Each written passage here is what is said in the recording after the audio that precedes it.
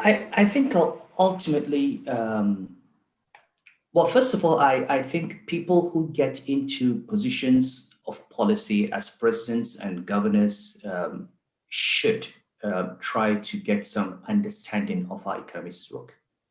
Part of the problem, obviously, is if you don't have a basic knowledge of economics, you've got no choice but just to rely on the advice that's given by professionals and technocrats.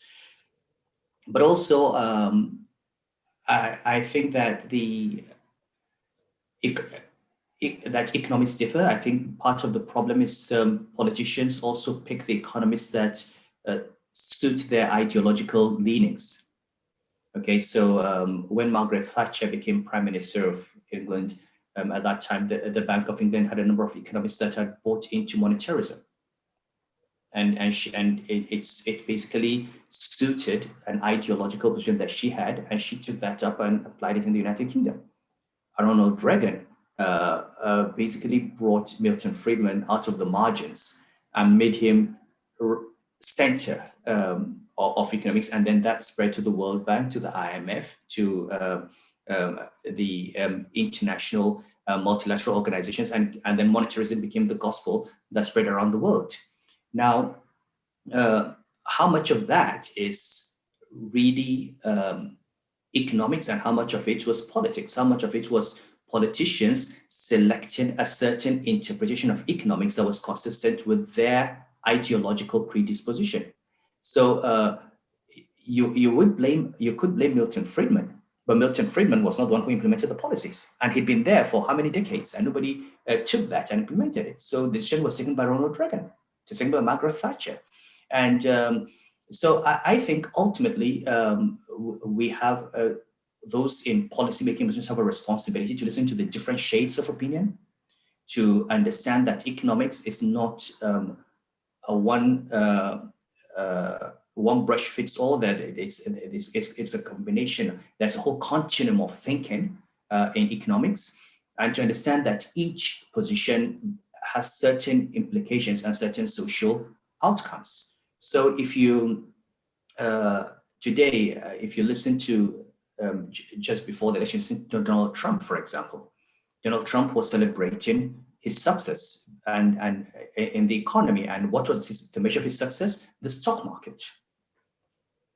Okay, so you have a situation in which the top 1% is getting so much richer in the middle of a pandemic, while the bottom 30%, 40% is basically losing its livelihood. But you celebrate it because Wall Street, the stock market, says you're doing well. Okay, and so is that the fault of economists, or the fault of a president who thinks that his responsibility is to serve the interests of the top 1%? So there are complex questions. Certainly, economists who promote and present as science theoretical positions that are basically just designed to advance the interests of a particular segment of society need to be called out. Okay, we need to understand that, and I think it's about basically trying to look at the human beings behind those numbers. And now, as governor of central bank, I used to say to people, we need to look at the human beings. It's when many people don't understand that. If GDP falls by 1%, that you can, if you just divide that by the minimum wage, you can actually calculate the number of human beings that have been thrown out of work and the amount of income that's been taken out of the pockets of people. Now, where did that 1% hit most? Did it hit the top 1%, or did it hit the bottom 1%? And there is a difference. If it hit the top 1%, it's no problem because it doesn't hurt them. For the bottom 20, 30%, a 1% drop in GDP may be the difference between life and death, between survival and non-survival. And I think do we as economists do that? If you have inflation, as central bank governors say, you have an inflation rate of 8%, 9%, well, go down to the consumer price index. Look at what products have actually been affected by inflation. And you may very well find that the bulk of the items consumed by the very poor, food may have gone up by 50% or 60%. And that is concealed. You don't see that under an 8%, 9% inflation number. When in fact that 9% is so unevenly distributed that the very poor who need to be protected are the ones who are suffering from rising food prices. And so I think it's extremely important that economists are compelled to be more